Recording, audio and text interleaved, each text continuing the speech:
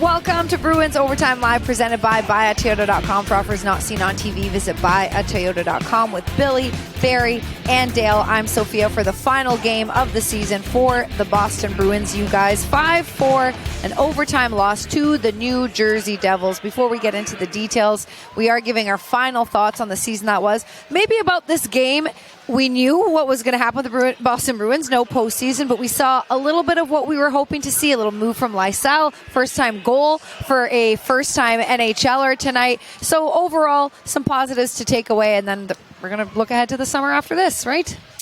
Yeah, and kind of appropriate. Kind of sums it up, the way it ended, the season. Yeah. I mean, work hard, do a lot of good, and then you work your way back into a game. And have a little tough time in the second period. How about that? That was appropriate too. And then only to, you lose it in overtime. And, I mean, look, when it's all said and done, they skated hard tonight. This was more about, I think as Soph said, getting the Farinaccis, the Brunets, getting those guys, the Lysells out there for more ice time.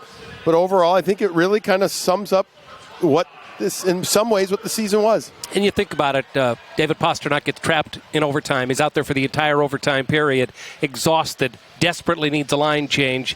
And that little thing right there is what ends up costing him a game. A simple mistake. Yeah, and I think a lot of fans are still in the building. They're kind of sitting there, and it's kind of like disbelief. This hasn't happened for very many times to this organization. In fact, first time in 9 years. So the Bruins organization and the Bruins fans are not used to this, and everyone's kind of a little stunned, I think. I would agree. And I think it should be said right now early on, too. And trust me, I was with the New York Islanders organization and the Atlanta Thrashers, so I know bad hockey, okay? Yeah.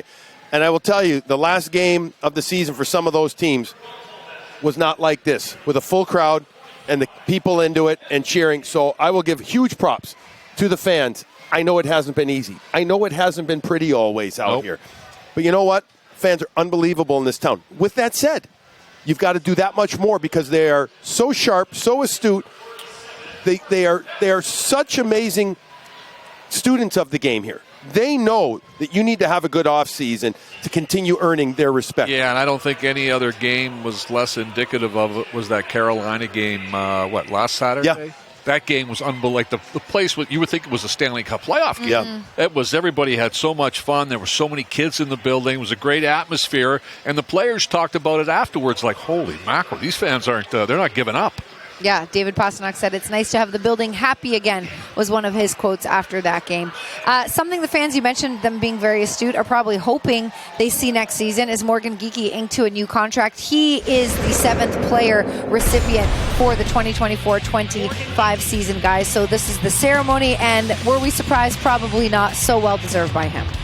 Yeah, I would say definitely not surprised. No. That's for putting it mildly. This guy, as we have been talking about, especially since January 1, has been lighting it up with his line mate, David Pastrnak, and he has earned every accolade since then. He has played hard. He had a slow start. He got benched. Things weren't going his way, Billy, but he didn't give up. Well, what a last two-thirds of the season. I'm going through my head trying to think of another player that I was around that had this kind of metamorphosis in season. And, not just good, but great. I mean, recognition around the league, Dale, Barry. So people saying, oh my gosh, Morgan Geekie doing things that, we never would have thought. Yep. Now that's going to be the challenge, right, guys? Where do you find that, 30 goals? I mean, unbelievable. Like, that's going to create probably some consternation or not that, but definitely some negotiating, because he's going to want a lot and he's going to earn a lot. Sunday after Rory won the Masters, he said on the microphone to his daughter Poppy, never give up on your dreams, never give up. This guy never gave up on his dreams. He knew what he wanted when he came here. He wanted an opportunity to show that he was a regular frontline player. They gave him the chance, finally, around Christmas time or thereabouts, and he proved it. Yeah, had a good year last year. Had a fantastic year this year. Yep, we saw that board. All those asterisks that you saw, career highs for him in every category. How about the opportunity when Coach Sacco goes to him and says, I think we're going to put you up with Pastrnak. Think you can handle that? Whoa, did he ever, huh? Well, speaking of Pastrnak, I know you're shocked to hear this. Stop me if you've heard this one before. He scored tonight because, of course, he did. By the way, he tied his career high for assists tonight, but the goal scoring is just dazzling again. Yeah, and as we talked about, it looks like he's lost this thing 3 or 4 times. He gets the wheels, go in the neutral zone, he moves it over to Lindholm. That looks like he lost it. Well, then he loses it here in his skates, but oh no, he finds it, he kicks it up, and gets it back, and he's able to get the backhand going down. But just pure talent. And the wheels going through the neutral zone. He makes it look easy. It's anything but that's where he's at right now. I absolutely love watching him when he's on. When he's got that gallop going, right? It's dazzling to watch. We talked to Pre a lot, Dale, about him, and so about how he's up there now with the upper echelon players. You see how he's inching up on the career goals list. I mean, that's impressive and wonderful. Look at the ages of the players. Yeah. Look at the fact that he's 28 years old. And the next youngest guy on that whole list was Cam Neely when he was 30, when he reached 344. And David Pasternak's got a long way to go. Yeah, and he's that guy that, Billy, we talk about the fans. He's the one guy that when he gets the puck, you can watch the fans in their seat, and they're all starting to move up a little. They don't know what's going to happen, but they know something special is going to happen. Yeah, and we saw a little bit of that today, as you guys mentioned. It's time for our Liberty Mutual Crease coverage. As we discuss Jeremy Swayman, his career games, regular season and playoffs. So something we pointed out, obviously with 2024-25, just the regular season, 58 starts. Both Lena Salmark and he wanted to be true number ones.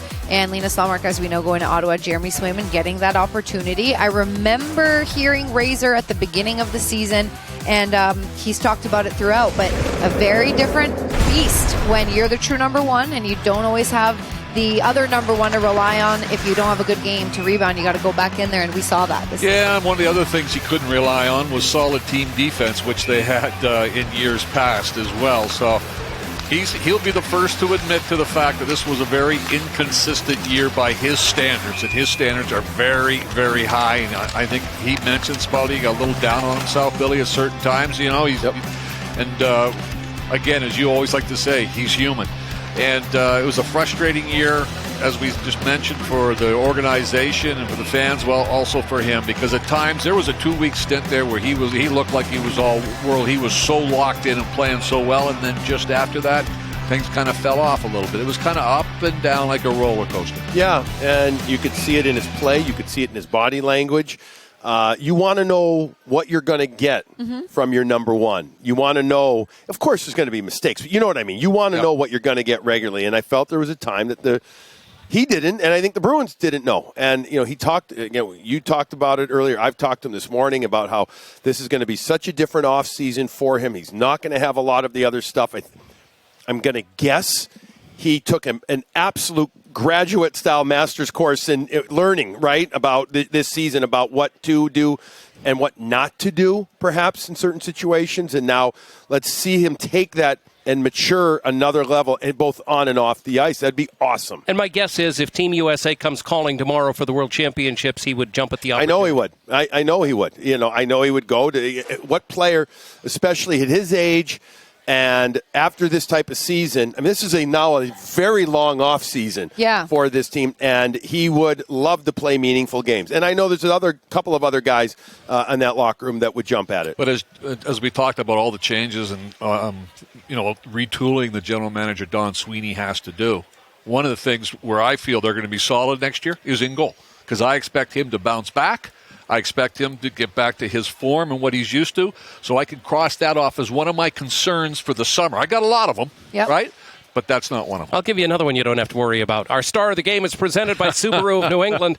Fall in love with a brand new Subaru. Don't have to worry about this guy.